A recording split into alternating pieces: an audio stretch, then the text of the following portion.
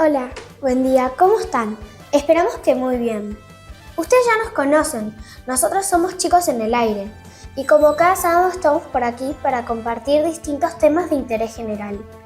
Me llamo Julieta y me acompaña Agustín. Hola Juli. Hola Juli. Hoy vamos a hablar de varios temas interesantes. Comenzamos a desarrollar el programa que hemos preparado para ustedes. Vamos con Pedro, que nos presentará la primera nota de este programa. Gracias Juli. Hoy hablamos de dislexia. Hablamos con la licenciada Lorena Brand. Hola, buenas tardes. Gracias por esta invitación a Chicos en el Aire. Hoy me han convocado para hablar de dislexia y me encanta porque es algo que tenemos que hacer visible siempre. Trabajamos constantemente para que la dislexia sea cada vez más visible y por eso me parece súper importante esta invitación. Primero me parece importante que podamos entender qué es la dislexia. La dislexia es una dificultad de aprendizaje de las más comunes, les diría yo. Entre el 7 y el 10% de la población tiene dislexia. Y siempre me preguntan, bueno, Lorena, ¿pero y dislexia qué es? Bueno, la dislexia es un trastorno de aprendizaje en el que se afecta la lectura, se afecta la decodificación, el reconocimiento de palabras, la ortografía, afecta la fluidez lectora y esto tiene impacto obviamente a nivel escolar porque, como todos sabemos, el aprendizaje está basado en lo que es la lectura y la escritura. Entonces, los chicos empiezan a manifestar dificultades en su proceso de alfabetización o empiezan a presentar dificultades un poquito más adelante. A veces se alfabetizan bien, pero la fluidez lectora siempre es escasa o está un poquito comprometida y entonces esto impacta en lo que es comprensión lectora. Bueno, la detección de la dislexia tiene distintos momentos. En el nivel inicial nosotros no podemos diagnosticar dislexia porque el niño no ha pasado por un proceso sistemático de alfabetización, pero sí en el nivel inicial aparecen indicadores que nos hacen prender pequeñas señales de alarma y entonces sí lo que hacemos cuando las señas de nivel inicial detectan ciertas dificultades, nosotros hacemos el diagnóstico, vemos que ciertos precursores para la alfabetización están complicados y entonces lo que hacemos es un plan específico para mejorar el proceso de adquisición previa de la lectura y la escritura.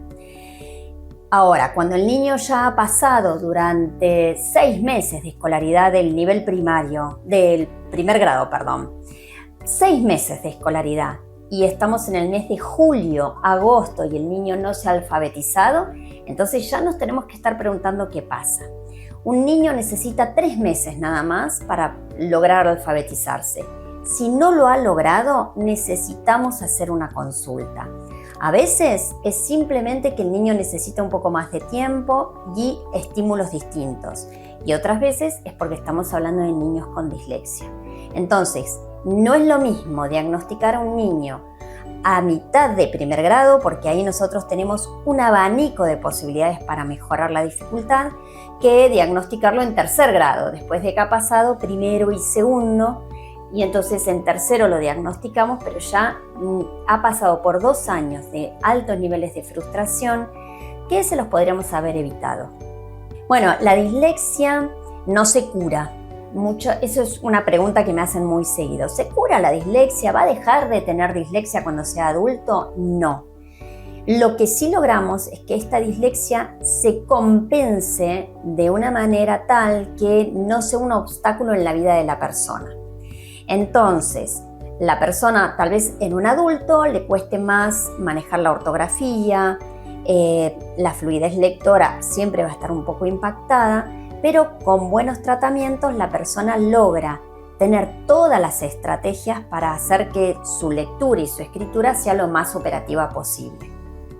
Bueno, en mi carrera profesional yo me he especializado mucho en lo que es dislexia, disgrafía y discalculia, que a veces me preguntan, bueno, pero ¿es lo mismo una cosa que la otra? No, nada es lo mismo, ¿sí? La dislexia tiene que ver con la lectura y la escritura, la disgrafía tiene que ver con escritura y tenemos la discalculia, que son dificultades específicas en el procesamiento matemático.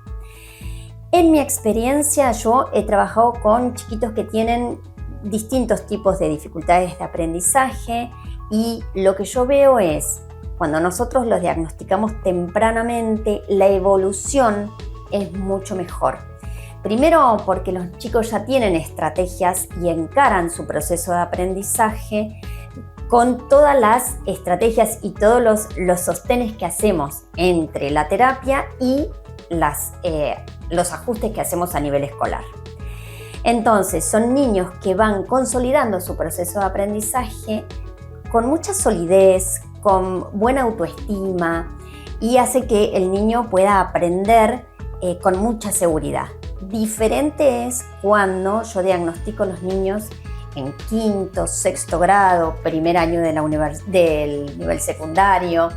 Y bueno, y ahí ya tenemos niños que han transitado toda una escolaridad con mucha dificultad. Hacemos el diagnóstico, ¿se puede trabajar? Sí, se puede trabajar. ¿Logramos compensaciones? Sí, las logramos, pero no es lo mismo que con los chiquititos, ¿sí? Otra gran pregunta que me hacen es, bueno, a nivel universitario, ¿qué va a pasar? ¿Va a poder estudiar en el nivel universitario o no va a poder? Esto es recurrente, la pregunta, y yo les digo, bueno, a ver, la dislexia es una dificultad en el aprendizaje de la lectura y la escritura. Sí se va a afectar lo que es comprensión lectora, pero bien trabajado los niños comprenden lo que leen. Y a nivel universitario hay infinidad de profesionales de todas las áreas, médicos, psicólogos, ingenieros, maestros con dislexia. Lo importante es saber que uno tiene dislexia para poder encarar el proceso de aprendizaje de la mejor manera posible, ¿sí? Yo una vez conocí a una psicóloga y le dije, bueno, ¿cómo hiciste? Porque tenía que leer un montón. Y me dijo, mira, Lore, es lo mismo, nada más que me llevó un poquito más de tiempo que a mis compañeros. Simplemente eso. Acá es importante aclarar algo que no lo dije, y es que para diagnosticar dislexia necesitamos primero establecer el nivel intelectual de la persona. Una persona con dislexia tiene un nivel de inteligencia totalmente normal.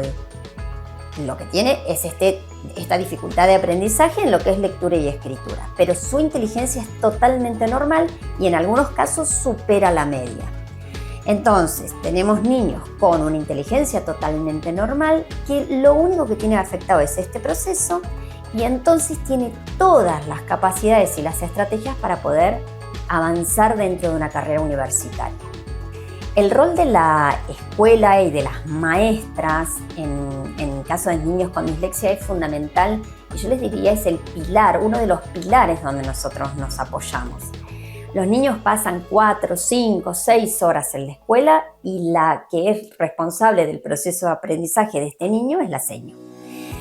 Entonces, es súper importante, por eso son las derivaciones de las seños e insisten tanto con la derivación y me parece excelente, porque ellas necesitan tener las herramientas para decir, bueno, a ver, Francisco que tiene dislexia, ¿qué necesita? ¿Sí? Si bien nosotros tenemos algunas sugerencias que son generales para todos, como por ejemplo el tipo de letra con el que va a leer el niño, si bien nosotros tenemos estas cuestiones que son generales, después tenemos que ver cómo tramita la dislexia cada niño en particular, ¿sí? Entonces, cuando nosotros hacemos los ajustes, que son ajustes de acceso, no le modificamos el contenido ni lo que va a tener que aprender, simplemente hacemos ajustes de acceso, entonces de esa manera el niño aprende. El consejo para los papás es, primero, si la seño señala que hay que hacer una consulta, hagan la consulta. Si no se lo señalaron, pero ustedes ven que el proceso de aprendizaje está complicado y yo tengo mi niño en agosto de primer grado y todavía no ha aprendido a leer y a escribir, consulten. Una vez que tengan el diagnóstico, no desesperen. Los niños con dislexia son niños que tienen una infinidad de capacidades, pero tenemos que saber acompañarlos. Entonces, Si nosotros decimos, bueno, la dislexia le va a obstaculizar la vida y lo tomamos de una forma, digamos, negativa, entonces esto se va a convertir en una realidad. En cambio, si entendemos que es una dificultad de aprendizaje, que esto no lo va a trabar en nada en su vida, sino que es una condición que sabemos que la tiene y que lo tenemos que acompañar, entonces de esta manera sí va a poder aprender. Y ser siempre equipo entre lo que nos marca la seño, lo que nos marcan los profesionales y lo que hacemos nosotros en casa. No pueden ser ámbitos separados o burbujas que no se conecten entre sí. Muchas gracias, Lorena. Ahora seguimos con vos, Pía. Hablar de autismo tiene múltiples beneficios. Fomenta la inclusión y el respeto. El conocimiento permite crear entornos más accesibles y adaptados a las necesidades individuales de cada persona. Autismo y adolescencia es el tema que hablamos con el licenciado Esteban Binder. Hola chicos en el aire, ¿cómo están? Yo soy Esteban Binder, soy neuropsicólogo infanto-juvenil y hoy vamos a hablar un poco de adolescencia y autismo. A ver, acá hay algo que es muy importante, digamos, poder aclarar, que muchas veces los papás consultan en esta cuestión de que su hijo presentan cuestiones que van apareciendo y en realidad solo lo que están consultando no es sobre el cuadro de base que es el autismo, sino sobre la adolescencia típica. La adolescencia es un periodo, digamos, entre la infancia y la vida adulta que tiene un patrón, tienen comportamientos, tienen conductas y cuestiones que van apareciendo que son esperables para la etapa y que son parte del desarrollo típico de cualquier ser humano. Entonces, lo importante es, muchas veces los papás se alertan frente a esto y lo importante es poder entender que hay una cuestión que es biológica, que es la adolescencia, que tiene que ver con los componentes hormonales que se van presentando y se van despertando y que muchas conductas que van apareciendo y cuestiones que van apareciendo en los ciclos, sobre todo de los chicos, obedece netamente a la cuestión biológica y hormonal. Se centra en los dos, se centra en el adolescente para poder darle herramientas, para poder... es una etapa donde aparecen muchas cuestiones que tienen que ver con el manejo de lo social, pero ya con un manejo mucho más fino, mucho más delicado de cuestiones que van a aparecer. Los chicos se ponen mucho más competitivos a estas edades, aparecen toda la cuestión de la atracción para con la otra persona, entonces empiezan a competir entre ellos. Y aparecen también, bueno, situaciones complejas como las situaciones de bullying, que es muy propio de la adolescencia, donde muchas veces derivan en situaciones complicadas para con los chicos que tienen alguna condición como puede ser el autismo. Se brindan a nivel escolar y se brindan a nivel familiar, ¿sí? El bullying no se da porque sí.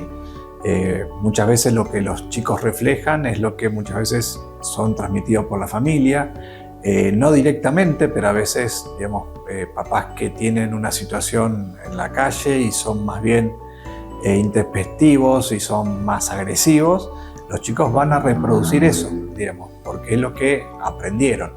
Entonces, muchas situaciones de agresión o de violencia en las escuelas, sobre todo en estas etapas adolescentes, donde ese burbujeo hormonal hace que muchas conductas que aparezcan tengan que ver con lo hormonal, no con la agresión en sí mismo. Es una forma de transferir parte de esa cuestión hormonal a una conducta. Acá aparecen las cuestiones en relación a la sexualidad, en relación al sexo opuesto, en relación a las salidas. Aparecen también cuestiones que hay que estar muy alerta con respecto al consumo de alcohol y de sustancias. Muchas veces la forma de pertenecer es a través de esto. Entonces los chicos, digamos, una forma de demostrar que pertenecen es a través del consumo de alcohol o el consumo de sustancias. Todos los adolescentes, esto no hace ninguna diferencia con respecto a si tiene o no una condición, son grupos de experimentación, o sea que por más que uno le diga las consecuencias o las cosas que pueden pasar, ellos tienen que experimentar en carne propia las cosas. Y aparte son edades donde empiezan a armarse grupos diferentes en función de los intereses, y a veces, digamos, para pertenecer a un grupo, lo que tienen que hacer es esta cuestión de vestir de determinada forma, escuchar determinada música y tener muchas veces alguna especie de rito de iniciación en esto. A ver, lo más importante es que estar alerta, ¿sí? O sea, tener una alerta activa, pero no volverse loco con esto, porque hay muchas cuestiones que van a aparecer y que son propias de la adolescencia. Y bueno, bienvenido sea que aparezcan, porque estamos hablando de una adolescencia típica, no de una condición. Y después, bueno, ver quiénes son los amigos, cuándo salen, dónde se juntan, cómo vuelven, qué cosas le pueden transmitir que ha ocurrido.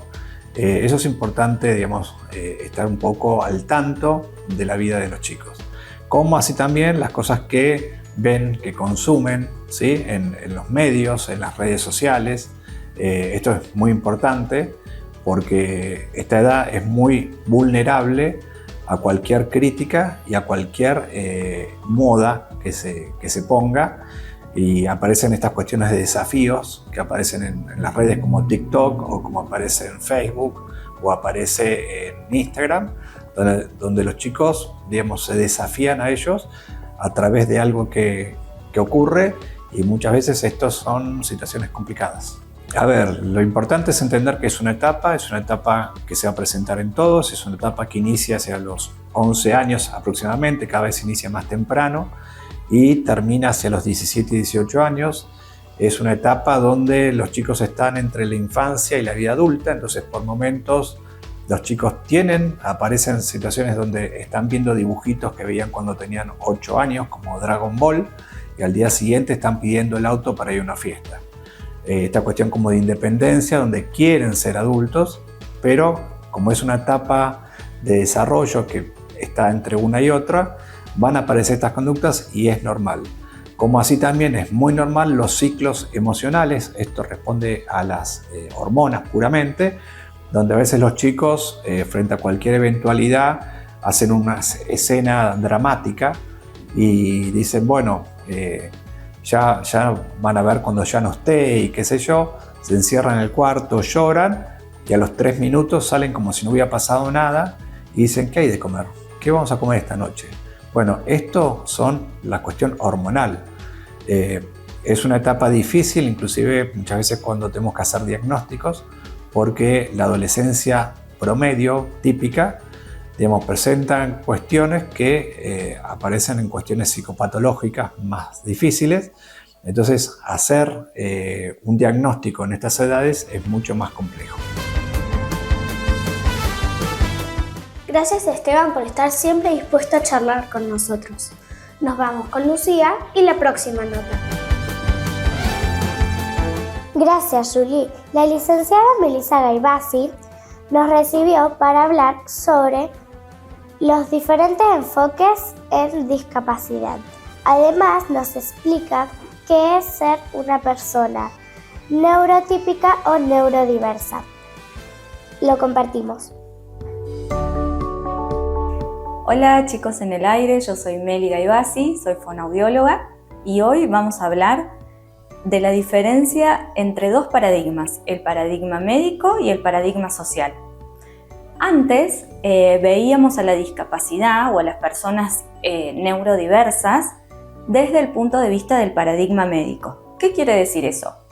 Desde el punto de vista del paradigma médico, quienes tenían un problema, un desafío o una condición, quienes debían encargarse de esa persona era la familia de esa persona. O sea, si yo tengo un hermanito, un familiar que tiene, por ejemplo, autismo o que tiene síndrome de Down, quienes tenían que hacer todo para que ese niño saliera adelante era la familia. Pero ahora estamos dentro de lo que es el paradigma social. ¿Qué es el paradigma social? El paradigma social ve a la diversidad y ve a la discapacidad desde un lugar puramente social, donde cada uno de nosotros interviene para que la vida de esa persona sea mejor. Entonces, el enfoque que tenemos actualmente de la discapacidad es que las personas que tienen una discapacidad están en nuestro mundo y nosotros tenemos que hacer todo lo posible, aunque no seamos familiares de esas personas, aunque no tengamos personas en nuestra familia que tengan una discapacidad, para que esas personas estén mejor.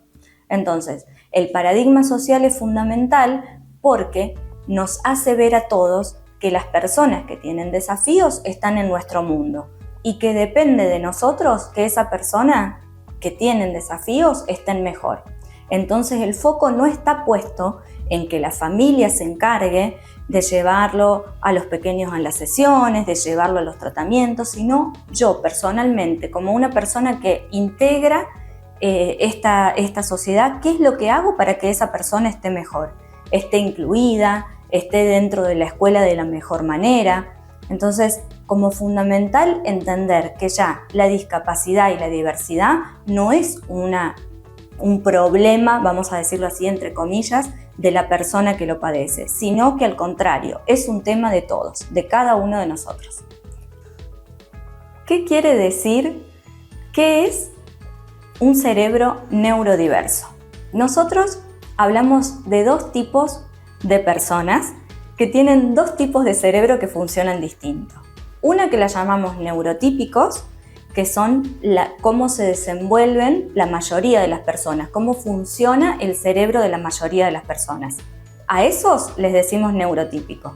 ¿Y a qué personas les decimos neurodiversos? Le decimos neurodiverso o que está dentro de la neurodiversidad a personas que tienen un cerebro igual que el nuestro, pero que funciona de manera diferente. El cerebro es el que se encarga en nosotros de ayudarnos a adquirir diferentes funciones. Por ejemplo, para hablar yo necesito el cerebro, para caminar yo necesito el cerebro, para poder aprender cosas nuevas necesito el cerebro. En una persona neurotípica, ese cerebro cumple las funciones de una manera determinada. En las personas neurodiversas, el cerebro también adquiere todos los aprendizajes como caminar, cómo hablar, cómo leer, cómo escribir, pero de manera diferente. Entonces, esto que hablábamos antes de tener un paradigma, que estamos todos en el paradigma social, ahora ya sabemos que las personas con un cerebro neurodiverso aprenden de forma diferente. Para ello, todas las instituciones escolares, los profes, nosotros mismos como compañeros de los peques neurodiversos, tenemos que ayudarlos para aprender de la manera en la que su cerebro aprende. No todos los cerebros son iguales, incluso dentro de los cerebros neurotípicos, todos aprendemos de manera diferente y todos tenemos posibilidades distintas a la de nuestros compañeros. Entonces, nosotros en nuestra vida cotidiana hacemos mejor algunas cosas y otras no tanto. Por ejemplo, a algunos les va muy bien en lengua y en ciencias y a otros les va muy bien en matemática y en química. Eso, por más de que yo tenga un cerebro neurotípico, igual son fortalezas distintas. No a todos nos gusta lo mismo, no todos aprendemos de la misma manera y lo mismo sucede con los cerebros neurodiversos y con las personas que tienen neurodiversidad. Entonces tenemos que ir adaptando los aprendizajes de la vida cotidiana a la forma en la que su cerebro aprende. ¿Para qué? Para poder tener una sociedad más justa, que se adapte a cada uno de nosotros de manera distinta y para poder entre todos ser parte de una comunidad diversa y vivir sobre todo con empatía. Gracias. Gracias Meli por hablar con nosotros. Hemos llegado al final de nuestro programa. Será hasta la semana que viene. Que Dios los bendiga y a disfrutar el fin de semana. Hasta el próximo sábado. Chao. Gracias Julie. Hoy hablamos de dislexia. Vamos a ver qué es, cómo es y todo lo que debemos saber para saber. No. Gracias Julie. Hoy hablamos de dislexia. Vamos a ver cómo es, qué es y qué hace o no. Gracias, Julie. Hoy vamos a hablar de dislexia. Ahora, Gracias, Julie. La licenciada Melissa Gaivasi nos... ¡Ay! Me trabé. Gracias, Julie. La licenciada Melissa Gaivasi nos recibió para hablar sobre los diferentes enfoques en discapacidad. Además, nos explica lo que significa ser una persona neurotípica o neurodiversa.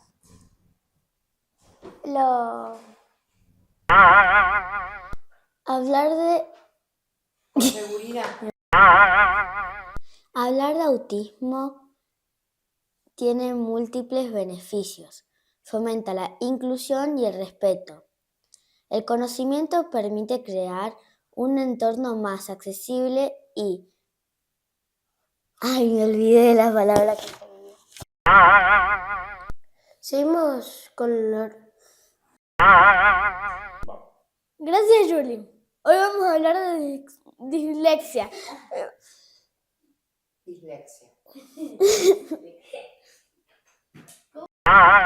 Gracias, Julie. Hoy vamos a hablar de dislexia. Soy disléxica.